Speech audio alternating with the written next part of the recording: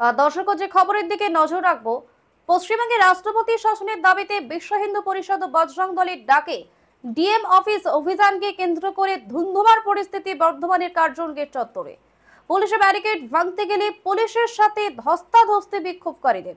মুর্শিদাবাদ সহ বিভিন্ন স্থানে মঠ, মন্দির, দেবদেবীর মূর্তি ভাঙচুর, হিন্দু সম্পত্তি লুটপাট, খুন, অগ্নিসংযোগ ও মা বোনেদের সম্মান রক্ষার্থে পশ্চিমবঙ্গের রাষ্ট্রপতি শাসনের দাবিতে মিছিল ও ডিএম ডেপুটেশন বিশ্ব হিন্দু পরিষদ ও বজরং দলের। বেরহাটা উৎসব ময়দান থেকে মিছিল করে কার্জন গেট চত্বরে আসেন বিক্ষোভকারীরা।